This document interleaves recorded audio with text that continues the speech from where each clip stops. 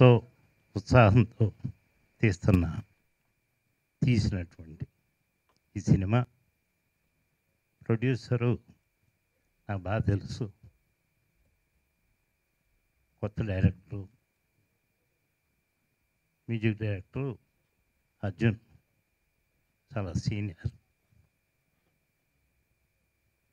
ఏదో కొత్తదనంగా ట్రైలర్లో కనపడింది.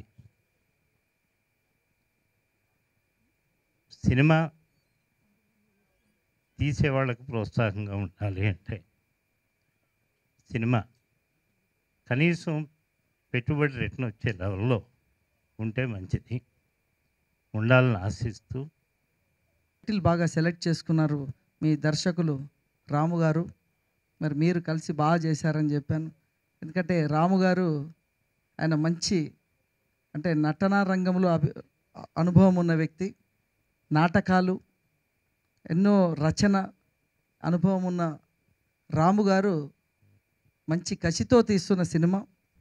మా గురువు గారు సాగర్ గారు ఇక్కడే ఉన్నారు, మా దర్శకులు ఇక్కడే ఉన్నారు.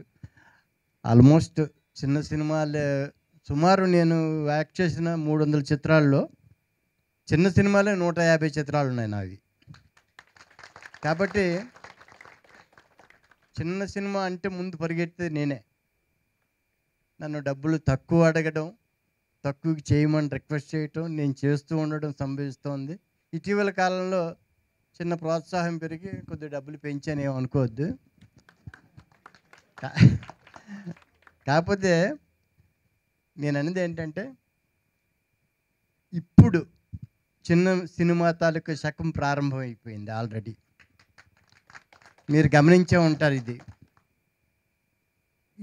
ఎందుకు చెప్తున్నానంటే మాట, ఇది మనందరికీ శుభ సంకేతంగా భావించాలని కోరుకుంటున్నాను. ఈ ప్రేమ అనగానే మనం కూడా ఒక రొమాంటిక్ ఇదండి, ఫీల్ అండి ఇది. ఈ ఫీల్ చాలా చక్కగా చిత్రీకరించారు. సినిమా పోస్ట్ ప్రొడక్షన్ కూడా అయిపోయింది, రిలీజ్కు దగ్గర పడుతుంది. చాలా బాగా వచ్చింది. త్వరలోనే ఆడియో ఫంక్షన్ ఉంది టీజర్ తర్వాత. ఈరోజే పెట్టవలసిన ఆడియో కొన్ని అనుకోని సందర్భాల వల్ల 4-5 రోజులు, 1 వీక్ 10 డేస్ లోపల ఆడియో లాంచింగ్ ఉంటుంది. సాంగ్స్ అన్ని బాగా వచ్చాయి, రీ రికార్డింగ్ బాగుంది, అందరూ బాగా యాక్ట్ చేశారు. ఇక్కడటువంటి ప్రొడ్యూసర్ గారు కామేశ్వరరావు గారు, డైరెక్టర్ రాము గారు అండ్ మ్యూజిక్ డైరెక్టర్ అర్జున్ గారు. రాముడు ఉన్నాడు, ఈశ్వరుడు ఉన్నాడు, అర్జునుడు ఉన్నాడు. తప్పకుండా హిట్ కొడతారు. ఎప్పుడైనా ఒక ఆడియోకి మనం పిలిచేటప్పుడు అటెండ్ అవ్వాలి కదా అని వెళ్తాం. కానీ ఈ ఆడియోలో ప్రొడ్యూసర్ కానీ, టెక్నీషియన్స్ కానీ, ఆర్టిస్టులు కానీ ఎవ్వరు నాకు తెలియదండి. కేవలం మణికంఠ అనే ఒక యంగ్ గై మనసారా కోరుకుంటున్నాను. All the best. అట్లాగే రాము గారికి, డైరెక్టర్ గారికి, కామేశ్వరరావు గారికి, మన ఇంద్ర శ్రీనివాస్ గారికి, అర్జున్ గారికి ఆల్ ది బెస్ట్. చెప్పిన సబ్జెక్టు చాలా బాగా నచ్చింది. వితిన్ 5 minutesలో డెసిషన్ తీసుకున్నాను, చేద్దాం సార్, ఓకే సార్ అని చెప్పాను.